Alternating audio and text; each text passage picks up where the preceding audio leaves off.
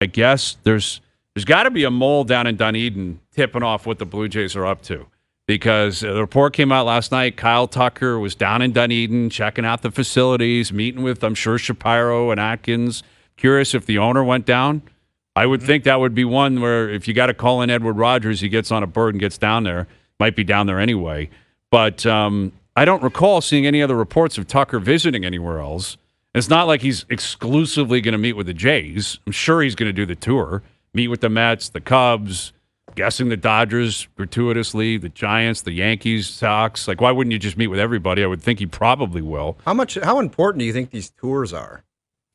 Well, I don't think they can hurt if you're the team making your pitch. You know, it's a good sign. Again, it didn't land Ohtani. That was the famous one. Well, he was down in Dunedin. They gave him a hat. And but apparently he loved everything. He loved everything until he got home and said, actually, there's no chance. I'm staying in L.A. and I'm going to sign with the Dodgers. So you can't get too far ahead of yourself here.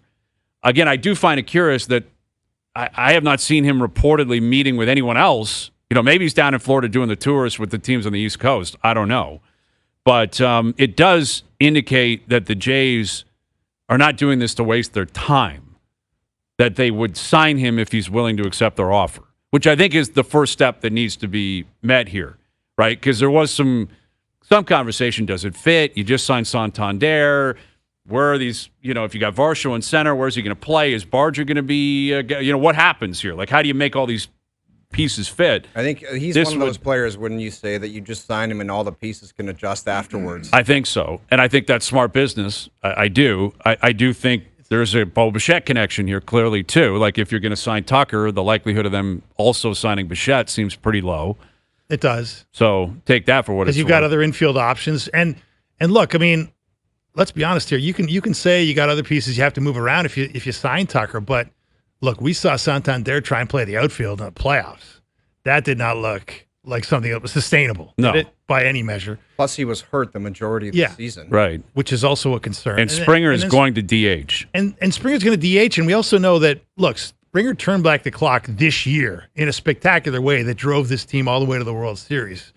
But can he do that again? And we all know he's coming up to the end.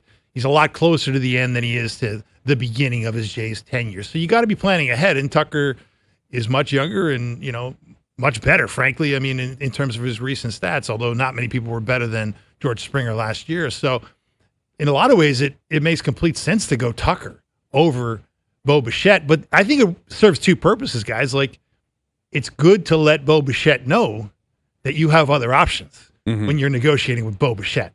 Right, absolutely. The news is out there, and Bo's getting it. Yeah. But that, again, presumes that the Jays want to bring Bichette back.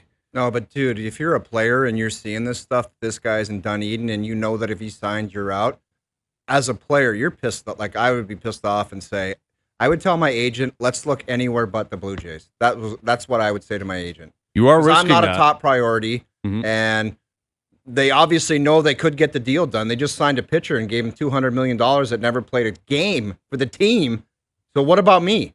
Why am I not a top priority? And it would piss me off. Now, I think that's 100% valid. I wouldn't be shocked if that was his viewpoint. Now, that again is assuming maybe the Jays didn't try to kick tires with him at some point during the season. Maybe they did, maybe they didn't.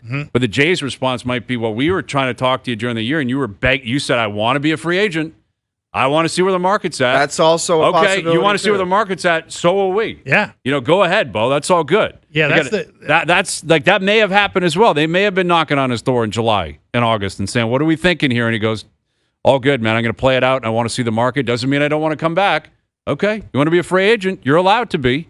But then we're allowed to explore what else is out there. Yeah. It's a two-way street when it comes to that. That's what I think. I think this is a little bit of a message, a very big message, a loud message. And he'd have every right to feel the way you would feel, O-Dog, on if this. he didn't do what Brian said. Yeah. If he told the organization, look, I want to sniff around and see what else is out there and scroll left or right on Tinder on other teams, then the team can tell him to stuff it and say, we'll circle back on you when we feel the need. It's no urgency on us. Right. Well, and this also isn't a popularity club. They're trying to win baseball games. It's a big league organization. Exactly. There's everything in play here. Obviously, his popularity, the pop in his bat comes into play, but they also think injuries and what he's going to look like in 2 years. Yes. And maybe those numbers come back to them when it comes out of the printer and they don't like what they see. I think that is something that's being kind of lost in all this, is there's such a hyper focus on 2026, which I understand if you're a fan. Yeah, these guys aren't dummies, man. They've already forgot about that. You got to plan for 27, 28, 29. And when you're giving some guy 200 million plus, or in Tucker's case, maybe 400 million plus, 8, 9, 10-year deal, you're thinking, what is the value throughout the whole thing? And how does my team look throughout the whole thing? Right? So that's what was considered with Dylan Cease. For sure. Again, I think you asked the average fan, hey, I'd love to see Scherzer come back. He was awesome last year. I love Max Scherzer. Okay. Scherzer, if he comes back, is going to give you 1 year. He's probably going to give you the same kind of lineage of what he gave you this year. 14, 15 starts. Maybe he doesn't start in the DS if you get there. Maybe he comes alive in the championship series. Dylan Cease is showing up and he's pitching for 7 years. Yeah. Like they're trying to establish something here. And I think what they learned this year with some of the guys who came up, like Barger, like others, like Savage, that they feel like they can be a contending team for quite some time. And you can't just hyper-focus on 2026, where I think if you're making a long-term play, Tucker versus Bichette, taking emotion out of it, Kyle Tucker's the right play. Like if you're building from scratch on neutral site, you go to Oklahoma or something, you're like, we're starting a team today. Who would you rather have for the next 8 years?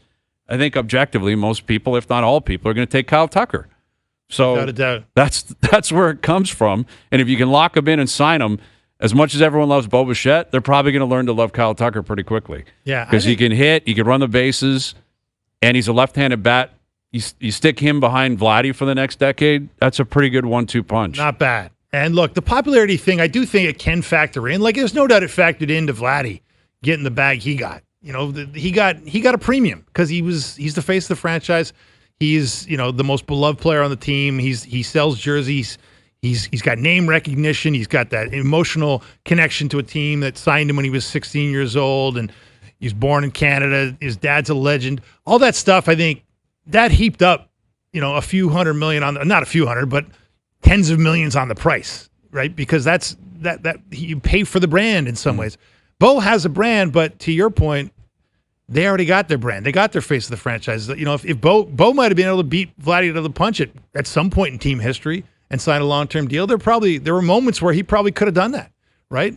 And he chose not to, and he wanted to play the long game and become a free agent. That's fine, but this is the big boy ranks now. And the Blue Jays, I think the beauty for the Blue Jay fan is it doesn't feel like they're getting played here. With Ohtani touring Dunedin, it felt like, really? Is he was really just using them? Yeah, like they needed an East Coast. They needed an East Coast team that was going to bid. They didn't want it to be Steve Cohen and the Mets because Steve Cohen might do something crazy and outbid the Dodgers, and then they'd have to go to the Mets, which they didn't want to do. They needed a team that would bid a modest, or obviously not modest, but relatively modest in Ohtani's case, a modest contract, and that the Dodgers would beat. And they basically used the Blue Jays. This doesn't feel like the same thing anymore. It feels like a different type of Blue Jay team.